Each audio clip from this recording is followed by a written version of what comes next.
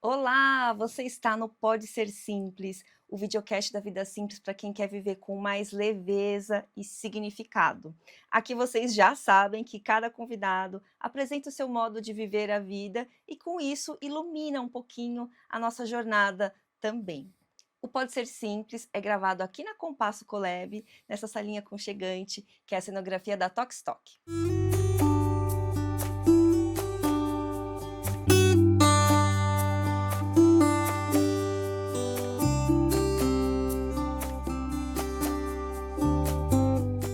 Será que viver funcionando, tocando as suas tarefas do dia, realmente significa viver de verdade?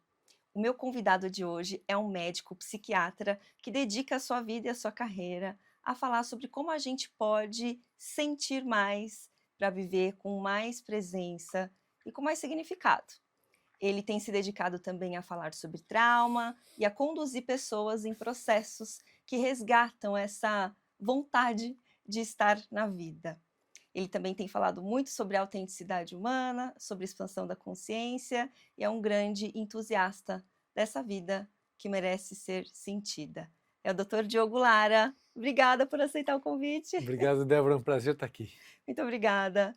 Bom, doutor, eu até vou chamar de Diogo, tá? Por favor, sim, aqui eu já me desidentifiquei com esses cargos de neurocientista, psiquiatra, eu sou agora um ser vivo. Um ser vivo, muito bem, muito bem. Vivo, né? Vivo, não, vivo como ser vivo. Boa. Eu até comentei aqui na sua introdução sobre essa coisa da gente estar no mundo, vivendo, fazendo, acontecendo, mas isso não necessariamente significa que a gente está vivendo bem, né? Como é que você vê isso e trata isso? Eu vejo da seguinte maneira, a gente foi condicionado a operar nesse fazer, pensar, controlar, atingir, resolver, decidir, conquistar. Essa lógica toda é uma lógica do ego. Lógica do ego. E o ego, ele tem uma função de adaptação à vida, e ele faz muitas vezes essa adaptação de maneira com uma estratégia que é fazer a gente sentir menos. Sentir menos. Por quê? Porque o ego, uma das coisas que nos atrapalha na vida é o sofrimento, né? Quando as coisas nos fazem sofrer. E o ego, é no ego, né, que é o ego que lança a mão de defesas para a gente se adaptar. Só que essas defesas, geralmente, assim, a estratégia básica das defesas é sentimentos. Então pode ser que eu queira controlar as coisas, e daí eu vou o quê? Diminuir a minha chance de imprevisibilidade, ou né, Frustração, por exemplo. frustração, ou eu posso lançar mão de usar uma substância para ficar mais relaxado, ou mais excitado. Enfim, ele vai usar de recursos para você não entrar em contato com os seus sentimentos. Ele vai te dar um drible de alguma maneira, ou vai fazer com que você não sinta, ou se você sentir, logo faz alguma coisa para parar de sentir aquela coisa ruim. Tipo, volta, volta, volta. Ou vamos dar uma maquiada. Exemplificada. Vamos dar uma maquiada aqui, seja com uma substância, seja vai assistir uma pornografia, enfim, vai jogar, vai fazer qualquer coisa, vai na rede social, para não sentir. Então significa que ele é um pequeno pacto com o diabo, né? Ou seja, eu vou fazer você se adaptar a essa sociedade doente que a gente vive, Uhum. degenerada, como eu chamo, mas eu vou tirar seus sentimentos. Você vai me dar os seus sentimentos, você vai me dar a sua alma, né? Uau. Pacto com o diabo seria esse, né? Você conquistará tudo que quiser, vou te dar tudo que você almeja, ambiciona, mas em troca você me dará a sua alma. Eu acho que esse pacto, de maneira sutil, ele está acontecendo a todo tempo para a maioria das pessoas. Quem é que ainda está, quem é que está mais preservado desse pacto? As crianças até os 7 anos, Até os 7. porque depois entrou na escola e ela vai ser doutrinada e condicionada, você tem que fazer isso, você tem que ser aquilo, você é classificada, você é corrigida, você tem que chegar nisso aqui. E ali a gente vai começando a se distanciar da vida. A escola, né, é uma fábrica de pessoas para funcionar na sociedade para toda a máquina da sociedade industrial tecnológica, né? E com isso, e de novo, né? Vamos preparar você para a sociedade, mas você vai dar em troca a Aham. sua alegria, a sua criatividade, a sua inocência. Então, isso está acontecendo, esse é o script básico da vida, né? A vida não está em primeiro lugar na nossa sociedade. A vida sentida com sentido, ela é um luxo, né? Ela é um É um luxo das crianças e de quem está nos 60 a mais, que já se deu conta de todo esse jogo e saiu dele. toda essa rodinha do hamster, né? A gente, pá, começou aqui com uma paulada, né? A gente já começou com É. uma paulada, mas uma paulada bem necessária. Quando você fala disso das crianças e dos idosos, tem aí, né, uma faixa de população que está precisando ser funcional no mundo, precisando ser útil nesse mundo. E eu brinco que é na rodinha do hamster. É. Só que chega uma hora que essa rodinha do hamster não está dando mais. E o que acontece? Então, enquanto o hamster está recebendo recompensinhas, né, ele está na rodinha e está tudo bem. Mas o que ele está fazendo? Ele está tocando a vida. Ele não está vivendo. Pode ter algumas brechinhas de vida, Tipo um final de semana ali. que pode ser desde um momento com as pessoas, ou um feriado, enfim, dar uma saidinha, ou um jogo de futebol, o que for. Ou vai fazer um churrasco com os amigos e a gente vive, naquele momento vive. Mas depois vai e toca a vida. Então, a maioria das pessoas se configurou, né, nessa estrutura que tem muito pouco sentido de estar vivo, né? Mas está vivendo porque tem o salário, tem a Tem boleto. função, tem o cargo, né? Todo o jogo da vida se constituiu nisso, né? Agora, se você for ver como é que era a natureza humana há 10 mil anos atrás, ou ainda, enfim, você vai ver índio na Amazônia, claro, em lugares menos civilizados, né? Não, toda essa estrutura não está aí, né? Se a gente não está no jogo, a gente vira mendigo, né? Uhum. Morador de rua, como diz, né? Se a gente não está nesse jogo, se você está numa aldeia lá indígena, enfim, você está vivendo a vida com todo mundo, né? E com zero apego a bens materiais, sem preocupação se você está economizando dinheiro para que daqui a 20 anos você vai se aposentar. Você está vivendo um dia de cada vez, com as funções básicas que está todo mundo ali vivendo. Enfim, você não está com essa história toda, né? É uma historinha toda que a gente criou, mas não tem como sair. Se eu quero estar aqui na vida civilizada, tem um preço a pagar, né? Só que aí tá, você pode estar na vida civilizada a partir do ego, né? Aliás, eu até vou colocar uns números assim, em torno de 15% das pessoas, vamos pegar das pessoas entre 7, então entre 7 e 65 anos, né? Que a gente fala aí, que são em torno de 15 até 15%, vamos dizer assim, estão em sofrimento. E esse sofrimento, quais tipos de sofrimento a gente está Vários falando? sofrimentos que a gente resolveu categorizar em uns nomezinhos: depressão, burnout, transtorno de ansiedade, transtorno bipolar, déficit de atenção, Tá. toque, pânico. Bota aí um pacote de psicoses, né? 15% está com a vida realmente sofrida e questionando se vale a pena viver. Ou já teve tentativa de suicídio, ideação suicida. Putz, essa vida não está valendo a pena. Está em sofrimento, né? A vida é sofrimento para essa pessoa. Daí temos em torno de 50, 60 pessoas, eu tive uns 60% das pessoas. Nessa faixa realmente é mais gente, né? Uns 70% das pessoas, eu diria, que está tocando a vida. Que está adaptada a uma sociedade doente. Mas está tocando, né? Krishnamurti tem uma frase famosa sobre isso. O que dizer de alguém adaptado a uma sociedade doente? Então essa pessoa está tocando a vida, né? Está na rodinha do hamster. com os seus incentivos e os seus riscos, né? Então, e as suas punições se ela não fizer. Então, mas essencialmente está nesse fazer, pensar, controlar, como eu falei. E mesmo no fim de semana, a maioria dessas pessoas tem uma dificuldade de não fazer nada, Ah, é. né? De estar, ser, estar na tal da presença, sentir a vida. Então, porque o ego, esse condicionamento vai nos descondicionando de sentir. A gente vai ficando cada vez menos seguro em sentir. Então, e quando você fala isso do final de semana, é tão real.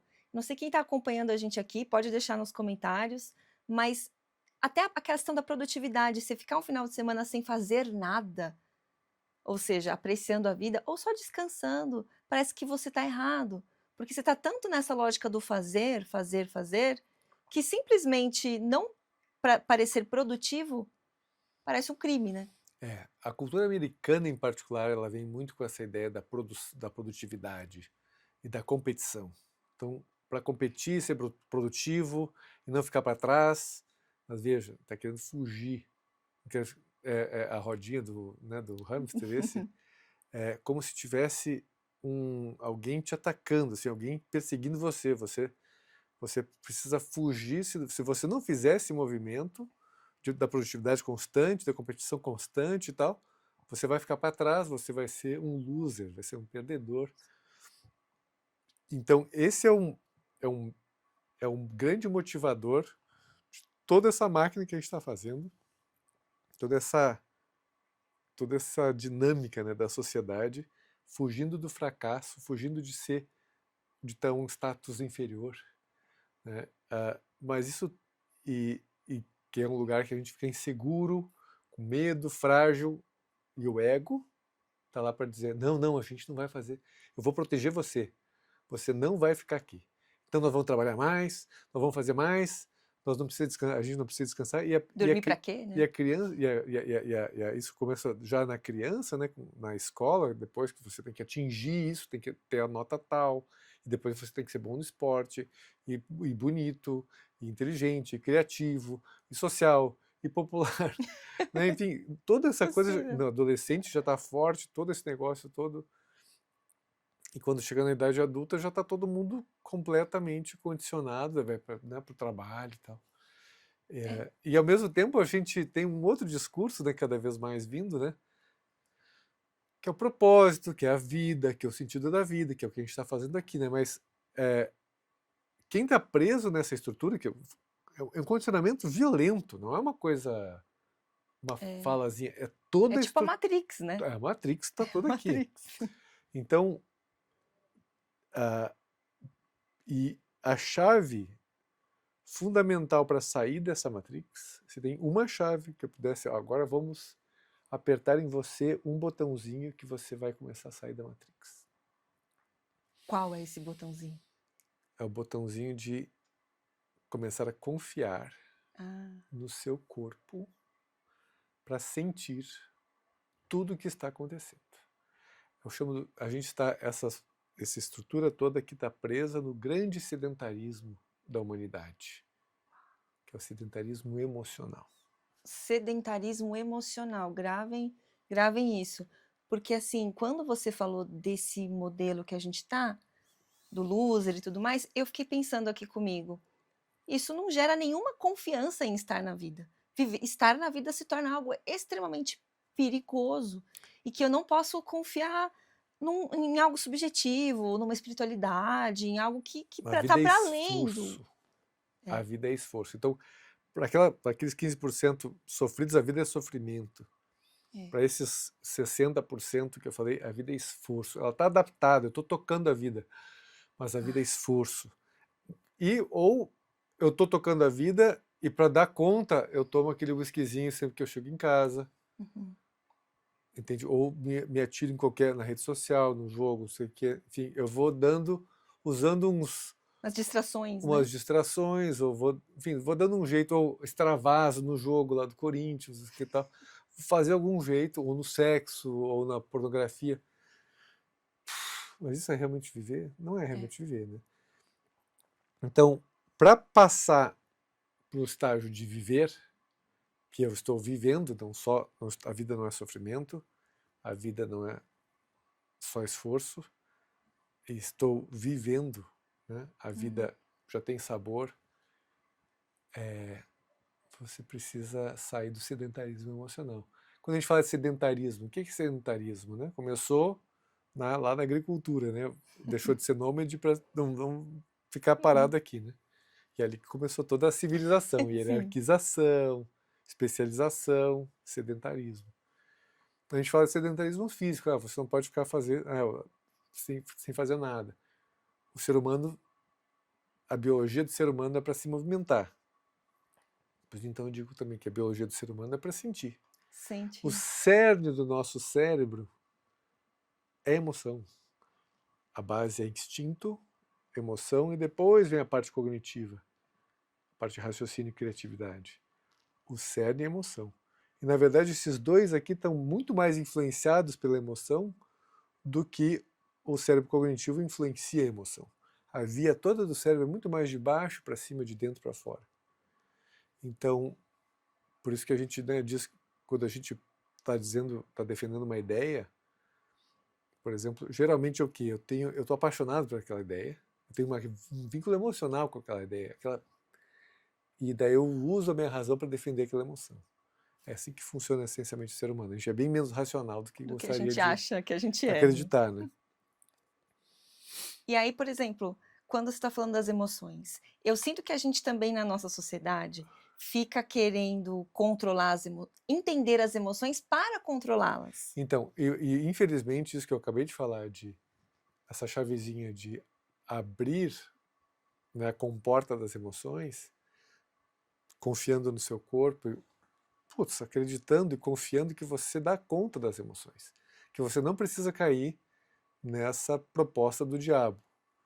Entende? Vem da sua alma, seja funcional E e não deixe de sinta. sentir. Você pode sentir, vai doer, vai ter medo, vai ter. O meu lema básico são 3 lemas. Onde está a dor, é lá que eu vou. Onde está a dor, é lá que eu vou. Porque o que acontece?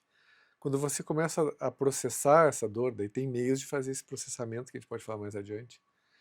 Mas quando você vai dando espaço para a dor e confia no teu corpo e reconhece os sentimentos sentindo esses sentimentos e deixando vir, esses sentimentos vão passando e vão deixando algumas mensagens, alguns aprendizados. E a gente vai se dando conta e a gente vai tendo clareza emocional. A gente não fica mergulhado lá, assolado pelos sentimentos, a gente vai tendo clareza.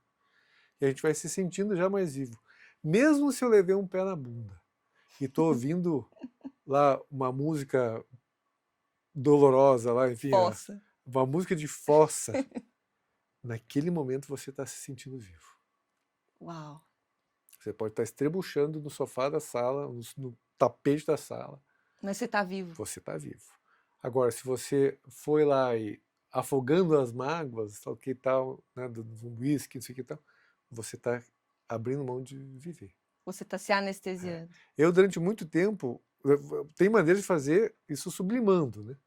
Que é uma maneira elegante, né? Que, por exemplo, com arte, né? Como é que aquela dor, você vive aquela arte, vive aquela dor, usa aquele sentimento, aquela emoção de combustível para produzir uma arte. Daí você está sublimando, você está transformando aquela emoção.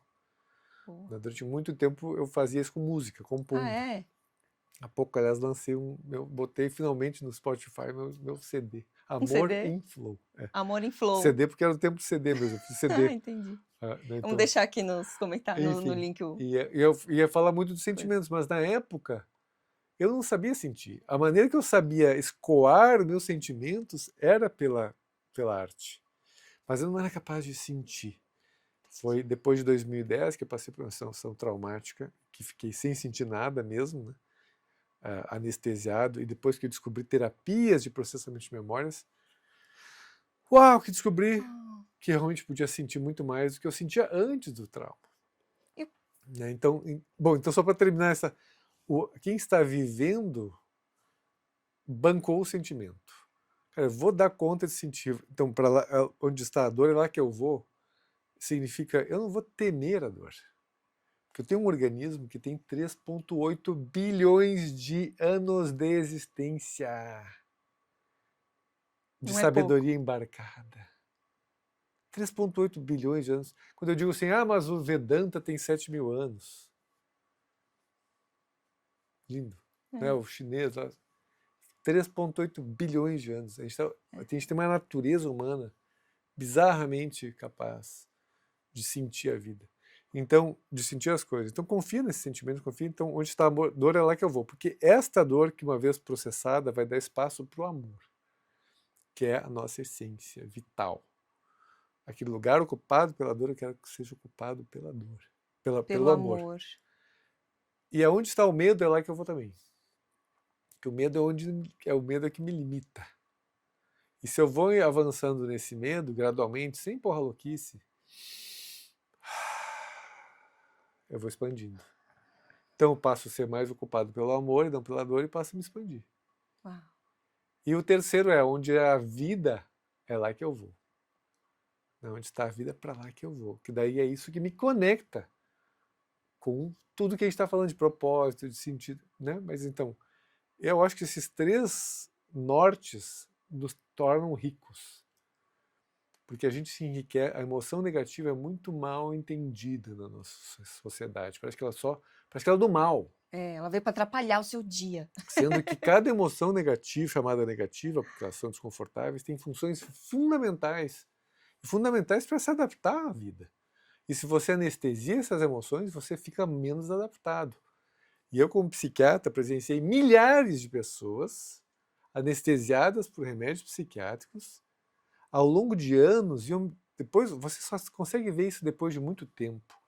Eu vi aquela mesma pessoa que estava bem, na verdade, esse ok meia boca, que eu mesmo tinha dado antidepressivos, o que for lá,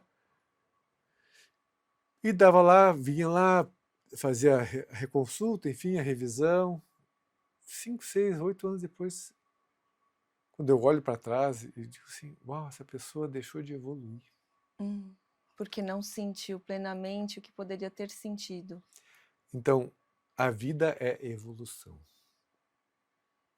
Se tem um sentido maior da vida, para mim os sentidos mais fundamentais da vida, do ponto de vista biológico, vida é evolução. Desde que surgiu a vida, ela está evoluindo. Seja a evolução de cada serzinho que está evoluindo na sua vida até ele morrer, seja a evolução da vida como, né, esse filme de 3,8 bilhões de anos que gerou essa maravilha toda que é essa natureza. Sim. Incrível. Tudo isso foi evoluindo, né, com grandes trancos e barrancos no meio, com direito a meteoro que acabou com os dinossauros, né? Mas a vida é evolução, ela não para de evoluir. Até enquanto existir vida, ela vai evoluir. Mas o outro sentido da vida, que é o mais singelo, é viver. Pergunta para o cachorro, ou qualquer bicho que está vivendo, se você fosse capaz de perguntar para esse bicho, e esse bicho fosse responder em português, qual é o sentido da vida? Ele vai olhar para você e dizer, uau, como assim o sentido da vida? O beija-flor que está ali, gente, o sentido da vida é sentir a vida, é estar vivo. E a gente, às vezes, você já parou para refletir como é que um bicho, tipo o cachorro, ele está em paz, só Não tá respirando, ansioso, né? só respirando. Como é que esse bicho não fica entediado? Ele não está entediado porque ele está vivendo. A gente fica entediado porque a gente está comprimido pelo ego. A gente não tem espaço para sentir as coisas. Então, esse condicionamento da configuração da nossa mente estar comprimido no ego é o que torna a vida sem sentido. Alguns estão comprimidos no ego e ainda com um peso de dor muito profunda, que é esse sofrimento, e outro que nem as defesas do ego dão conta, então a vida é sofrimento. E outros, eu tenho ainda bastante sofrimento dentro de mim, dores, enfim, medos, mas eu estou dando conta. Prefiro não arriscar. Né? Não está dando tão errado assim. Ok, mas continua sem viver. Mas aqueles que... Então, e muitas vezes o que precisa acontecer é uma crise. Ou seja, uma rasteira que pessoa entende como por que que isso aconteceu, aquela velha história da evolução vir pela dor. E para mim, realmente, ela veio muito pela dor. Eu queria que você comentasse isso, se você puder. Você falou que teve um trauma, você já era psiquiatra? Eu já era psiquiatra, neurocientista, um psiquiatra renomado, enfim, pesquisador com centenas de artigos publicados, livro publicado, temperamento forte de bipolaridade, que tinha vendido lá 100 mil exemplares, estava tudo direito, né? Parecendo, eu estou muito bem adaptado.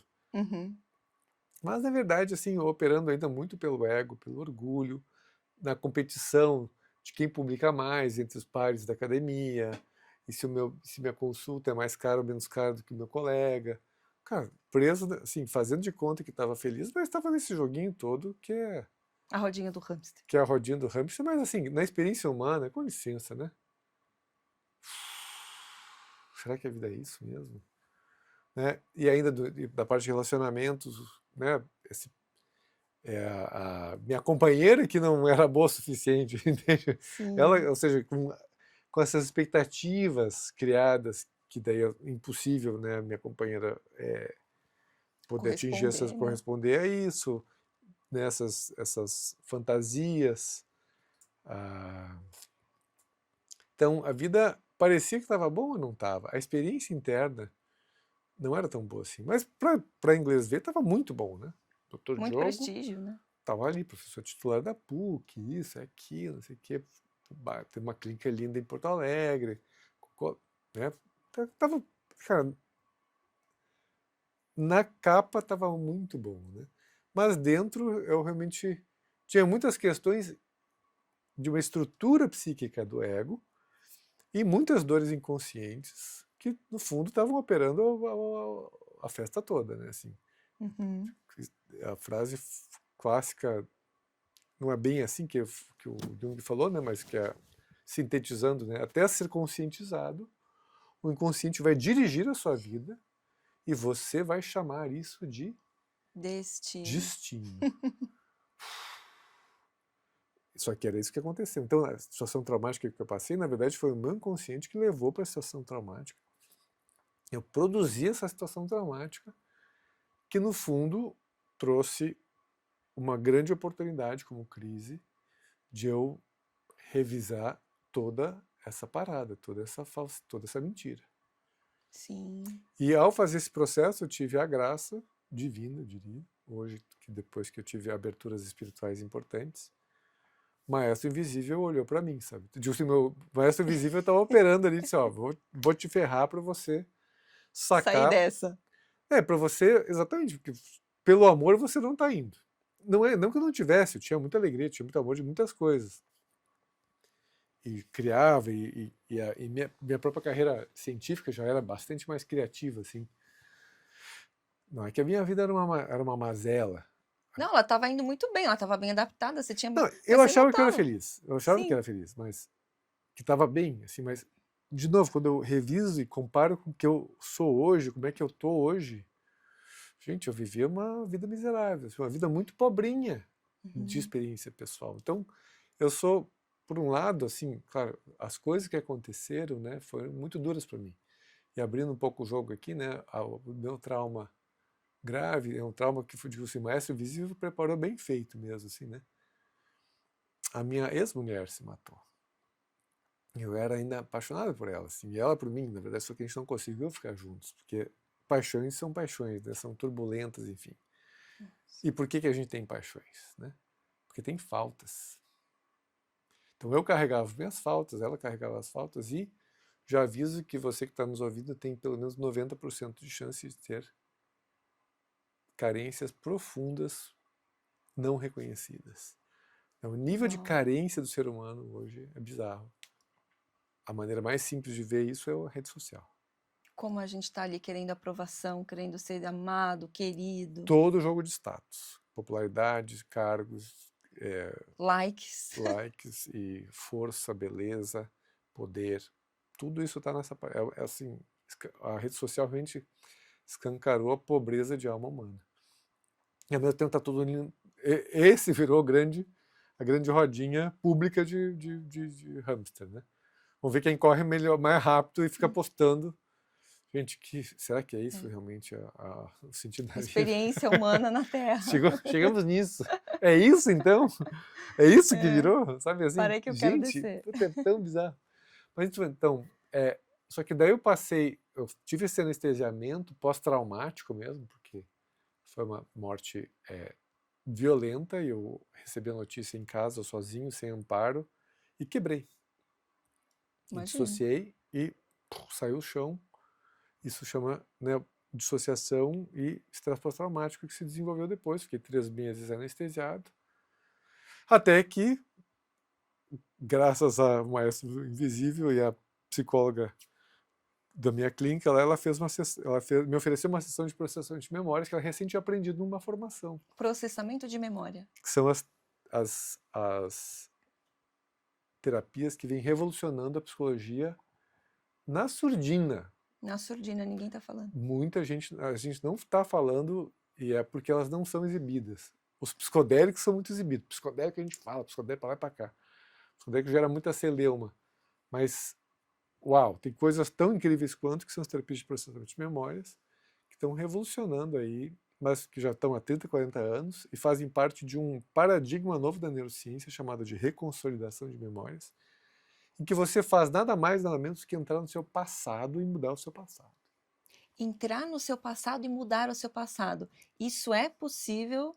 E como que se faz isso? Ou como você fez isso? Então, se faz isso entrando nesses passados, nessas memórias e habilitando recursos no nosso organismo para processar essas informações. Ou seja, aquilo que não foi possível ser processado na época, agora tem uma nova chance de... Então, o que é o sofrimento? São eventos duros, são eventos difíceis da nossa vida que eu, de alguma maneira, não processei. E daí ficou um resíduo. E a gente vai acumulando esses resíduos. Daí tem uma hora em que esse resíduo acumula a ponto de que eu entro em crise, que eu vou entrando isso em crise. Pode ir crescendo isso em ter um momento em que a casa cai, ou pode também ser uma situação que quebra você e diz, olha, agora não dá mais, o que aconteceu comigo? Mas depois, então, que eu comecei esses processos todos, né, dessas terapias de processamento de memórias, e tem várias, o que aconteceu é que eu comecei a estudar tudo que eu podia de psicologia e abordagem de autoconhecimento, né? E comecei a aplicar nos meus pacientes, né? Então, eu era muito reconhecido por habilidade em medicamentos, porque eu realmente fazia lá uma bruxaria mesmo, assim, de uma alquimia. Eu era muito bom porque eu já acertava o remédio de acordo com a natureza da pessoa. O que é muito difícil, né? As E pessoas não, entrarem num tratamento e acertar de cara. eu acertava muito bem porque eu olhava para a natureza da pessoa, como faz o Ayurveda. Sim, Só que entendendo os doshas, eu ali, a tinha composição. um jeito de ler as pessoas pelo seu temperamento e acertava o remédio ajustando o temperamento dela e levando em conta o sofrimento dela. Então as pessoas ficavam bastante bem, mas sempre tomando remédio. E as terapias que eu indicava, nunca vi grande mudança, sinceramente, nunca vi transformação. Com essa terapia, com esse tipo de terapia, eu comecei a ver transformação. Transformação real, de Real. gente... Eu senti e comecei a ver no meu consultório. E daí o que foi engraçado é que as pessoas me procuravam, não, o doutor Diogo manja lá de remédio, é o alquimista do negócio, né? E elas chegavam querendo remédio, E eu entregava a terapia. Então, me entregava com um cavalo de Troia mesmo. E quando ele via, eu fui desenvolvendo um jeito de que lá, com meia hora de consulta, eu já estava aplicando a terapia, ela nem sentia. Nem percebeu. Quando ela entrava na parada, e daí ela saía da consulta, uau, doutor, eu estou tão bem. E saiu até sem receita. Então, entendi, você está com esses 5 remédios aqui, né? Chegava assim, né, doutor, você é a última, né? Passei por 12 psiquiatras, 5 psicólogos, 3 umbandas. Doutor, você é a minha última esperança, né? E eu entrava com essas terapias. E daí, eu dizia, olha, então, ok, você está com esses 5 remédios aqui, a gente vai tirar um remédio por vez. Daí eu fazia lá uma sessão a cada 3, 4 semanas, ia tirando os remédios, 4, 5, 6, 7 sessões, alta, ou às vezes ficava com um remedinho para o sono, uma coisa assim, que eu não conseguia resolver totalmente.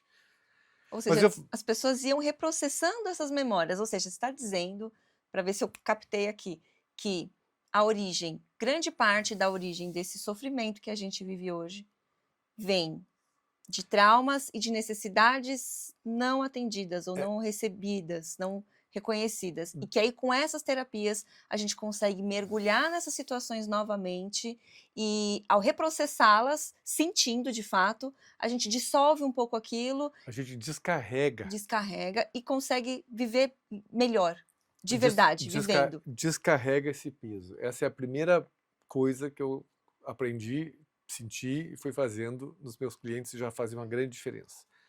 Mas depois entendi que tinha mais coisa para fazer. Porque acontece, a gente vai vivendo a vida, ela vai batendo, a gente não processa tudo, fica com resíduos, mas a gente também vai desenvolvendo adaptações ao mundo para sobreviver. É, porque você está apanhando, de algum jeito o seu ego vai tentar dar um jeitinho de falar, opa, vou te proteger. São as defesas do ego. Então, controlar, se cobrar. Por que eu me cobro? Nossa, por quê, doutor? Para quê? Para se manter ali. Para garantir que eu faça e entregue o negócio que a sociedade está precisando. Não é porque eu não confio que eu vá fazer aquilo sem me cobrar. Sim. E por condicionamento, porque a professora cobra, a mãe cobra. A vida cobra. Tem uma questão de condicionamento. Então, ó, cobrança é a maneira de você chegar lá. Então tá, então vou cobrar. E você vê seu pai se cobrando, sua mãe se cobrando, sua irmã se cobrando. Gente, todo mundo se cobrando. Então vira um meme, você absorve o modelo. E é sempre uma cobrança, muitas vezes, cruel, né? Não sei se tem uma cobrança não cruel, mas assim, geralmente a gente chama no nível cobrança de... não. A cobrança não cruel, assim, digo, então essa é a lógica, né? Do ego que está com medo, que opera no chicotezinho e na cenourinha. Chicote e cenoura, chicote e cenoura. Isso digo, tá na faixa, essa tá no... Gente, é isso que é a vida. Entende? Então, então, como é que eu saio disso aqui, né? Enfim, eu fui descobrindo com o tempo que não é só descarregar as dores, mas que a gente precisa também, ou se quiser viver, a gente precisa mexer nessas adaptações, nessas defesas. Para isso, você precisa entrar se aliar com essas defesas, no sentido de, ok, defesa, ok, cobrança, minha partezinha cobradora. Eu sei que você quer meu bem. Você quer que eu chegue, que eu atinja, que eu pertença, que eu seja valorizado. Você não quer que eu me sinta por baixo, que eu falhei. Ela está me ajudando, ela é minha aliada. Uhum. Ela não é a nossa mente não vai fazer alguma coisa para nos sacanear somente. Qual é o sentido? Depois de 3,8 bilhões de anos de evolução, nossa mente fazer alguma coisa só para nos sacanear não tem nenhum sentido. Sim. Então ela realmente está lá para nos ajudar. Só que o que acontece? Essas defesas são soluções que com o tempo vão caducando e se tornando problemas. Por exemplo, tangibiliza. Por exemplo, então eu me cobro para ir bem na escola, depois me cobro para ir bem no vestibular, me cobro para ir bem na faculdade, pegando esse exemplo. Depois, e termina com burnout. E depois você está no trabalho, isso aqui... Eu tô rindo, gente, mas eu tô indo na minha própria situação. Daí chegou o burnout. Do meu próprio burnout anos atrás. Exatamente. O burnout não tinha ali que você estava cobrando, querendo mostrar que você é boa, que você tem valor, isso aqui e tal. Então, essencialmente o quê? É o medo de não ser suficiente, essa coisa, né? E deu com os bolsos na água. Ou seja, aquela mesma estratégia que serviu para o colégio, serviu para o vestibular, tem uma hora em que ela começa a caducar. Ela não foi feita, não são estratégias de longo prazo. E a gente não consegue atualizá-las. Como é que eu atualizo isso aqui para uma outra estratégia? Até porque ela deu certo por um período, então a gente vai achando que... Você vai achar que vai ganhar o jogo, continuar ganhando o jogo, só que ela vai se desadaptando, vai ficando caduca. É porque os desafios vão ficando maiores, e aí aquilo não acompanha mais. Né? Mal comparando, é como se a gente ainda quisesse estar com o mesmo sistema, estar com o iPhone 5, entende? Sim.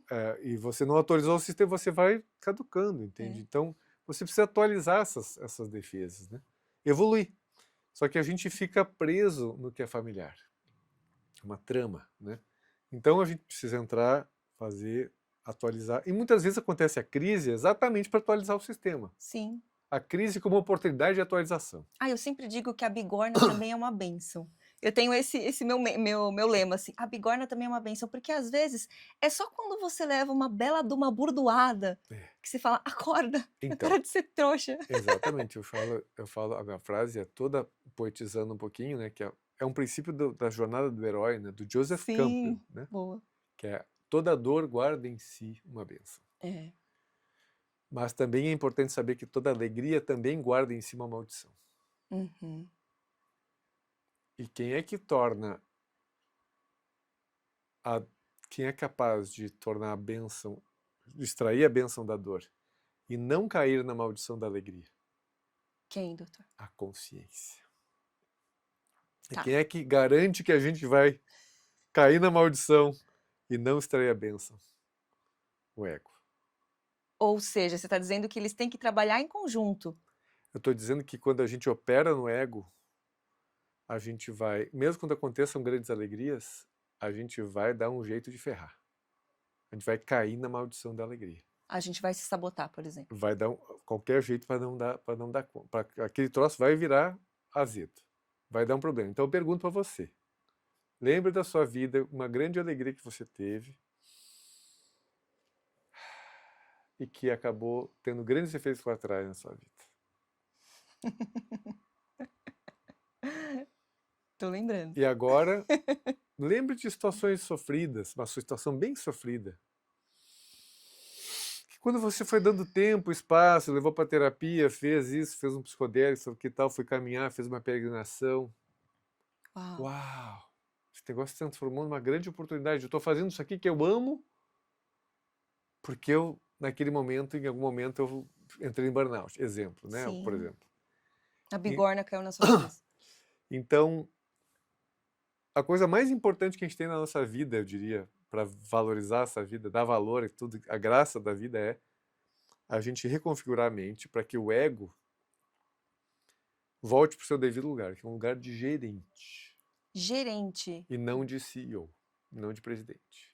Ou seja, quem que é o CEO? O self, o ser, o meu ser, esse ser que está aqui. Eu posso dar daqui a pouco até uma ativadinha no ser do Ah, nosso. boa, tem a nossa prática. Tem uma práticazinha que eu Boa. posso fazer aqui. E quem é o conselho da nossa empresa aqui? A consciência. Então a gente, para mim, a configuração básica, saudável para a gente estar na vida vivendo, é uma configuração que a gente saiu da ditadura do ego, onde o ser está deposto, e a consciência, mal e mal, vai aparecer as forças, enfim, e a gente coloca esse gerente, né, o ego. A gente não vai deixar de ter o ego operando na nossa vida, mas ele vai ser um ego do seu devido tamanho e flexível, com as suas defesas atualizadas, e não Boa. ditador. Então daí ele fica molinho, como diz lá, né? Molinho. Molinho, se eu sou, né, baiano. Ai, que Um ego, delícia. um ego mais molinho, mais flexível. Aí você ganha até o molho, né? Você ganha um jogo de cintura, ganha uma capoeira, ganha, sabe, um samba reggae, entende, na parada. Sim. Que eu acho que, aliás, né, o brasileiro, nesse sentido, tem uma facilidade um pouco nessa história. Né? Mas, assim, o ser tá ali. O ser é o coração, a alma, essa famosa presença. Mas é uma presença que é consciente de passado e futuro. Tá tudo ao mesmo tempo aqui acontecendo, né? A gente vislumbra o passado e vê e sabe o que aconteceu no futuro. Mas eis que quando a gente está falando da história do processamento de memória, né? Quando a gente processa o passado, tanto dos conteúdos quanto dessas estruturas, e atualiza, a gente realmente extraiu as bênçãos dessas dores. São grandes aprendizados e grandes evoluções. Você fica todo mais leve, a sua promessa inicial, né, aqui do podcast, ficar mais leve e sentir a vida. Quer ficar mais leve? Você precisa descarregar o que é pesado. Sim. E o que é pesado? As memórias que carregam emoções densas e significados densos sobre o que eu sou, como é que a vida é. Quando você processa isso, todo esse significado muda radicalmente. Você fica leve. E daí quando você processa essas adaptações, nessas defesas, você fica flexível, poroso, maleável, com janelas, sabe, com luz, com desobstrução da vida. A vida, a energia vital amorosa flui em você dentro de você e entre você e as pessoas que você ama e entre a vida, a natureza, enfim, inclusive uma abertura espiritual e criativa que se dá. E ainda teria alguns elementos que eu acho que vale a pena só pontuar, que ainda dá para processar. Padrões de comportamento que a gente se acostumou a fazer, a gente pode flexibilizar eles. Tecnicamente a gente sabe como fazer, daqui a pouco vou ficar caminho das pedras. E coisas antigas que eu chamo que são né, as tramas mais sutis, né, coisas intergeracionais, condicionamentos mais sutis da sociedade. E com isso tudo a gente vai colocando esse ser realmente nessa posição. O ego fica faceiro ali, como... O ego, ele fica feliz somente quando ele está no seu devido lugar. Senão é pesado demais a carga. Entende? É sobrecarregar o ego. O ego não é feito para gerenciar a vida inteira. Ele é só para executar as coisas do nosso dia a dia, mediar alguns conflitos e tal. Deixa o ser na cadeira de presidente aí, né? E a consciência como esse conselho. Quando a gente faz isso, a vida vai para outro lugar. Então, hoje, depois dessa transformação de tanto tempo, eu vivo nesse lugar. Uau. Daí eu vivo. E antes eu tocava a vida. Uau. E aí você falou da espiritualidade. Eu queria trazer isso aqui para nossa conversa também, porque tem pessoas que são muito religiosas, mas talvez não necessariamente espiritualizadas. Ou como que você vê... vou refazer a pergunta. Como você vê essa chegada da espiritualidade nesse sentido do que a gente está conversando, de uma vida vivida com realmente esse brilho para a existência? Então, tem muitas práticas religiosas, né, estabelecidas, que teriam a função de estimular a tua religiosidade, mas acabam tendo muito uma função de aderir àquela religião. Né, que no fundo é uma coisa muito importante para o ser humano, que é o pertencimento. Então eu pertenço a essa religião, então eu tenho uma série essas de práticas, mas muitas vezes essas práticas são executadas sem o sentir dela, né? Muita gente reza sem realmente se sentir conectado, né? Eu diria assim, a vivência espiritual, ela requer, daí sim, que o ego esteja fora da parada, que o ego dê uma folga. Nossa, você está me lembrando a música do Gilberto Gil, Se Eu Quiser Falar com Deus. Então essa é uma música muito sábia, né? Então eu não sei, não lembro exatamente, mas lamber os chãos, né? Lamber o chão dos palácios suntuosos. O que são os palácios suntuosos, né? Que eu vou precisar lamber o chão. É bem isso que eu estava... Quando eu falei da minha vida antes, eu tinha uma fantasia desse palácio suntuoso, né? Grandiosos, narcisistas. Eu lambei, então eu tive que lamber, se eu quiser falar com Deus, eu tive que lamber lambi, bem lambido, e olha, o chão estava sujo. O chão estava sujo. Cada um agora para e pensa como é que tá o seu chão. As lambidas que vai ter que fazer. Olha, e se você for honesto com você, nessa sociedade degenerada que a gente não nasceu, não tem como não estar sujo. A dor transgeracional, a meleca que tem por aí é muito grande. Mesmo que você tenha tido uma vida boa, com pais amorosos e respeitosos e tal, adversidades saudáveis. Tranquilas. Enfim.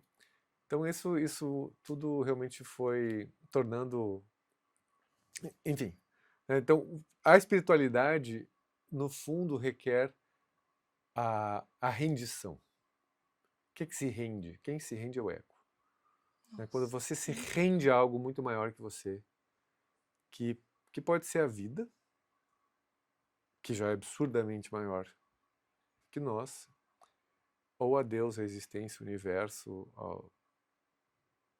o que for. Mas algo muito maior que você e diz, putz, eu sou um nada. Quando você se reconhece o nada, você vira tudo.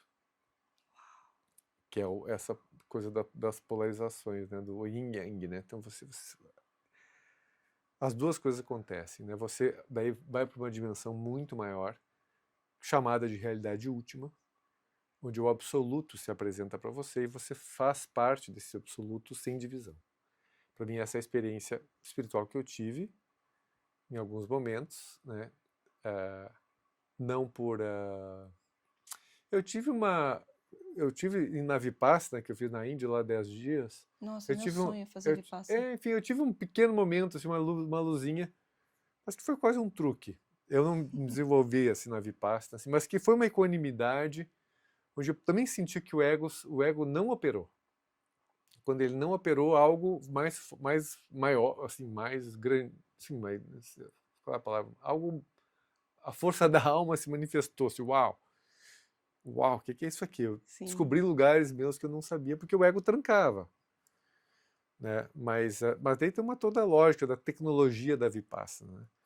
Mas enfim, mas com o tempo eu descobri tecnologias muito melhores e, no meu entendimento, a minha experiência, com todo respeito a todo mundo, cada um tem as suas tecnologias Sim, mas favoritas. dentro da sua perspectiva, da sua clínica. Isso, e daí também experiências com psicodélicos, que tive várias, né? E daí eu também, uau, mas o psicodélico é você tem uma experiência muito incrível, né, quando você atravessa e depois você volta, né?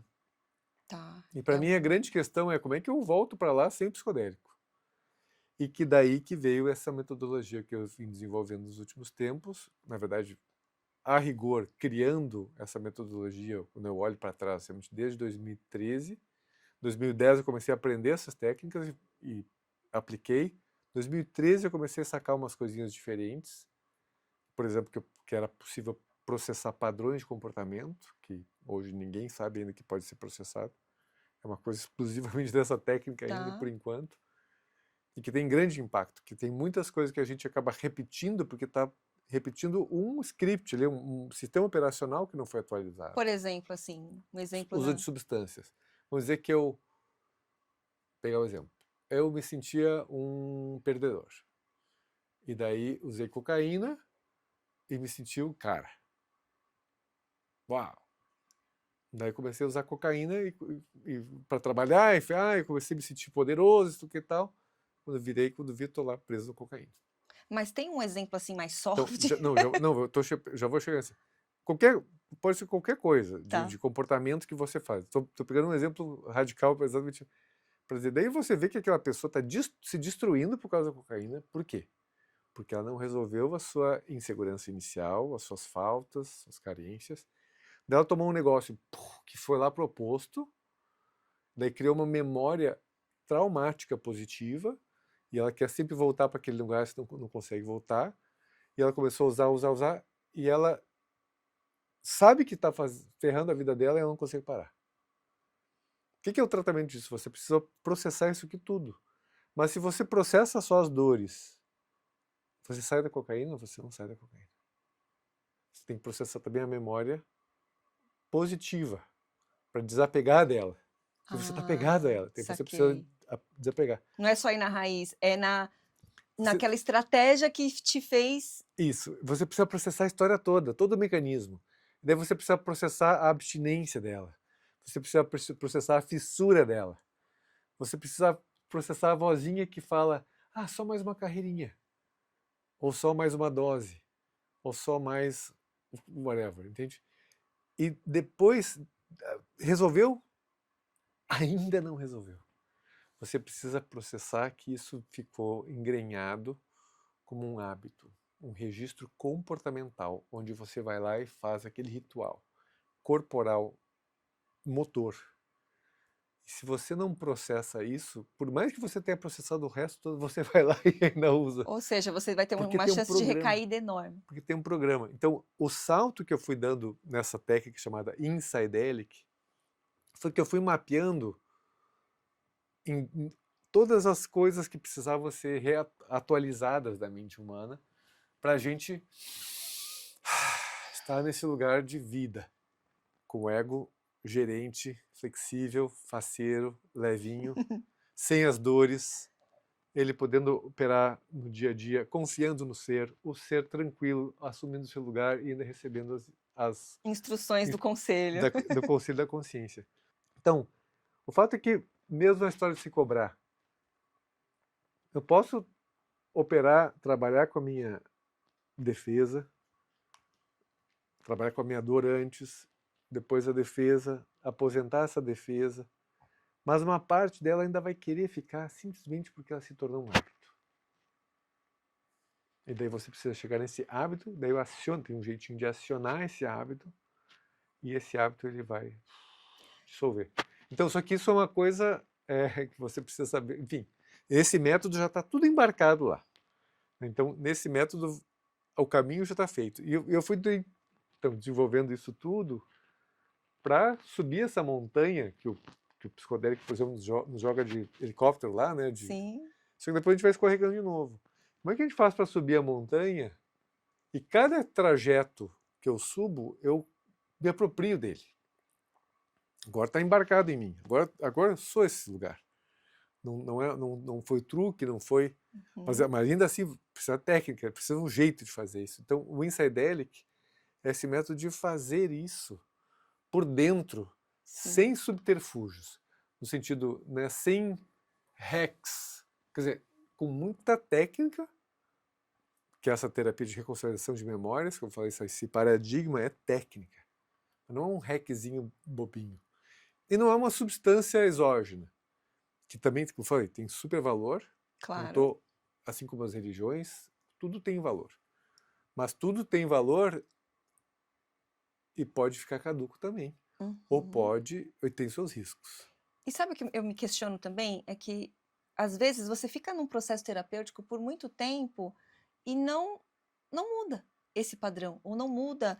Então, por exemplo, às vezes eu me considero até bastante mental, assim, fico às vezes num processo de análise, e eu já entendi aquilo. E aí, às vezes, eu falo assim, tá, eu racionalmente eu entendi isso, eu sei por que que eu faço isso, mas eu falo assim, é como se isso não tivesse vindo para o meu corpo ainda, Não porque eu foi não incorporado. sinto isso. Eu sei, mas eu não sinto. E porque eu não sinto, eu não ajo de acordo com. Tem a ver com isso que você está falando, né? Tem a ver, e você acabou de decodificar o princípio mais básico da neurociência, que eu tinha comentado antes, que o nosso cérebro funciona muito mais de dentro para fora e de baixo para cima.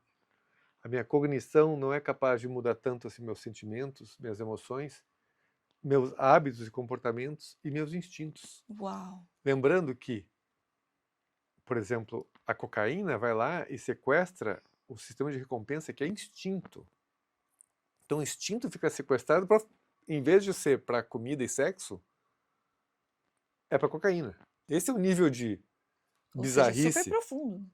Então, se você não conseguir resetar o instinto da pessoa, ela vai continuar usando. Então tem instinto, tem emoção, tem significado, tem as dores, tem eu quero buscar aquela glória de novo. Então, sim, é um processo, mas uma vez de novo, uma vez que você faz uma comparação, vamos dizer que para você abrir o cofre, você tem que botar 12 números. E tem aquele cofre, tem aquele... Se você errar um número, ou comparação da senha, se você quer entrar no Não seu... vai dar. Se você quer entrar no seu e-mail, tem 12 caracteres, e você errou um, não dá. Não dá. Você não vai entrar. Então, mas com o tempo, felizmente, eu fui descobrindo esses códigos, uau, né? E colocando isso de maneira simples, scriptada, roteirizada nesse processo do Insidelic, né? E o que tornou, então, isso? Essa terapia, esse método, eu chamo de um método de regeneração humana guiada. Porque sair dos transtornos psiquiátricos, dos sofrimentos maiores, é o serviço das 3 primeiras sessões, né? Fazendo bem essas sessões, quase todos os transtornos psiquiátricos melhoram muito. Já tem um grande avanço, né? Mas depois tem mais coisas, e dá para refazer, enfim, qualquer coisa refaz umas sessões e tal. Para substâncias, às vezes precisa, dependendo do grau de coisas, né, de adições, né, enfim, de vícios, precisa refazer, ou segue e volta, enfim. Mas está lá o mapa. Está lá o mapa e está o trajeto, não só o mapa, mas o território. Então, você tem como seguir com esse território junto com o teu cliente ou você mesmo. Mas depois então eu chamo essa etapa de cura, que dá em torno de 5, 6 horas de experiência. 5 horas de experiência. Que é o pente grosso. Pente grosso. Sabe? Depois tem o pente médio, né? Que é que eu digo, tem coisas transgeracionais, tem coisas perinatais, sutis, como é que a gente chega na vida, parto, gestação, Tem coisas, Uma muitas... época que é muito subestimada para a nossa sociedade e que a gente não tem essa recordação consciente, né? a gente precisa entrar de maneira sutil nisso, pelo corpo, pela energia, né? Então, mas desbloqueia muitas coisas ali, transgeracionais, aspectos, né? Porque sempre se semelha aqui com a constelação familiar, mas é um jeito mais de processamento, não só de tomada de consciência. Depois condicionamentos da própria sociedade, o tal do deveria. Se Ah, tem eu uma deveria. coisa, se tem uma coisa que é quase tudo dessas armadilhas do pensamento que a gente chama que tem e tal, tem a ver com deveria. O deveria é uma desgraça, né? Eu digo que tem vários níveis. Eu tenho que, ou eu tenho que ser tal coisa, você tem que ser Uhum. tal coisa, ou a vida tem que ser tal coisa, meu chefe, o meu empregado, o que for. O nível um pouco mais baixo é deveria, o nível um pouco mais baixo é poderia. Tá. Eu digo que se a gente pudesse só trocar o deveria por o poderia, Já estava. já alivia muita coisa, né? Mas, de novo, isso aqui é do sistema operacional, que não tem a ver com a dor. Não é a dor em si. Isso aqui gera dor, mas é o sistema que está viciado. Do poderia é pro... Essa é a realidade.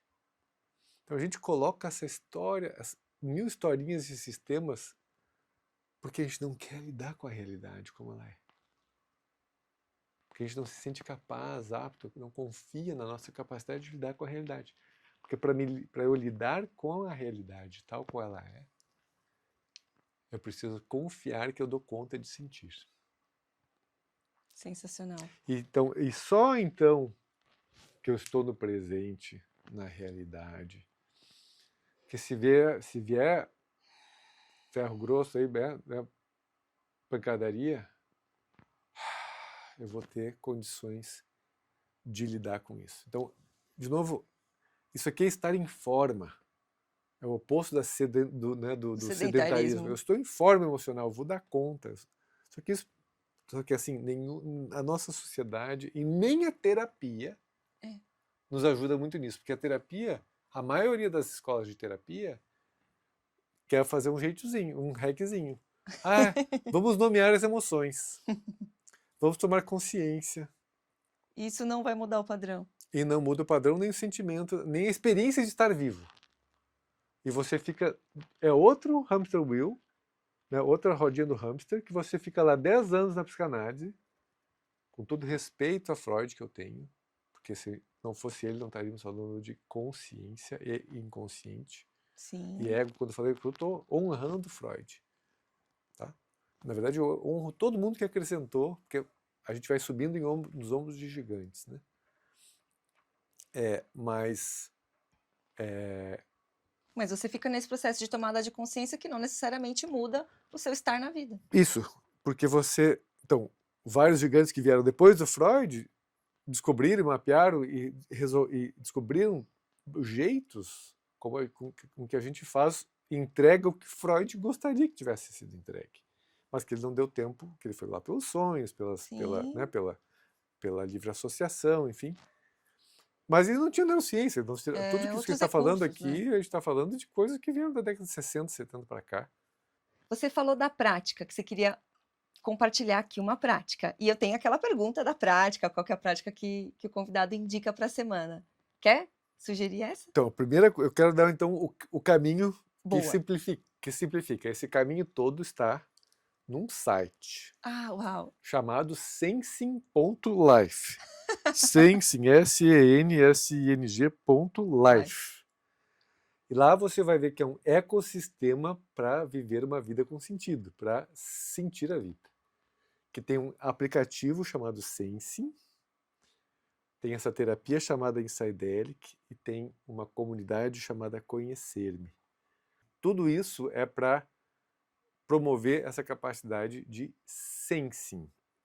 Então a minha prática que eu vou sugerir é a prática de sensing. Eu quero até fazer a comparação. Quando você diz, se eu disser para você assim, fique na presença. Essa é uma instrução. Que todo mundo, que de alguma maneira a gente diz, presença, esteja a presença, não respire e tal. Sim. Agora eu vou dar uma outra sugestão. Sem contar com as palavras, como você sabe que está vivo nesse momento?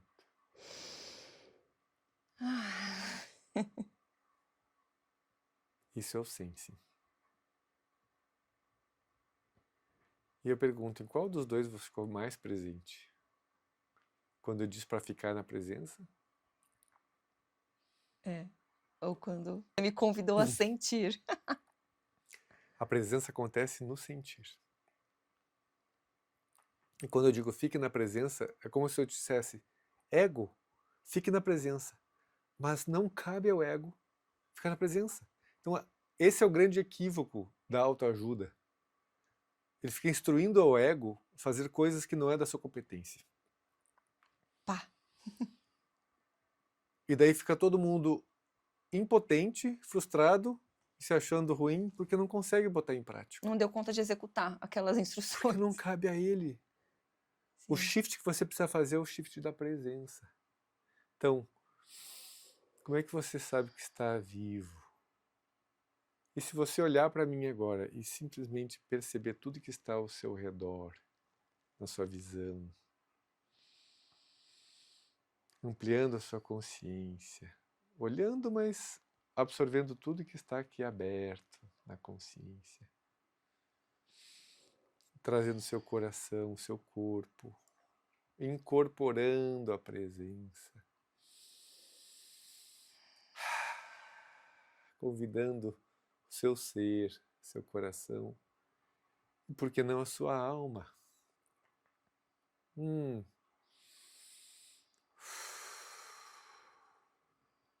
Perceba que daí as reações corporais de abertura vão acontecendo. E o pensamento vai sumindo. As palavras se esvaindo. E essa é a presença. Então isso aqui é um shift de estado.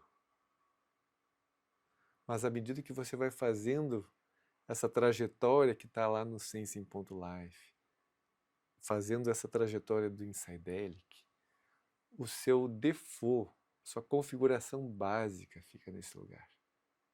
Daí a vida é rica. A experiência de estar vivo é muito mais gloriosa.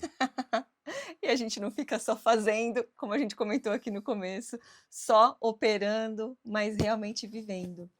Eu amei a nossa conversa, mas faltou te perguntar qual é o seu objeto, que já está aqui, né? Que acho que está todo mundo O vendo. objeto de Qual é o seu objeto? O objeto de conexão? De conexão, que faz a sua vida ser mais significativa. O seio moreno. Sou gaúcho, né? Eu chamo do seio moreno, né? Então eu pego meu chimarrãozinho, meu mate, né? Me hidrato, me aqueço, ofereço para minha mulher, dou um beijinho nela. E se eu tô com alguém para tomar um chimarrão, né? O chimarrão é uma bebida social.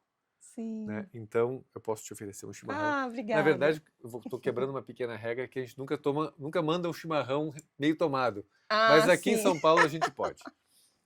Então, esse é um chazinho. Muito bom. E que nos deixa mais conectados com a vida. E é isso. Esse é o meu objeto. Muito obrigada. E olha, ele me ofereceu. Então eu vou oferecer aqui para vocês também.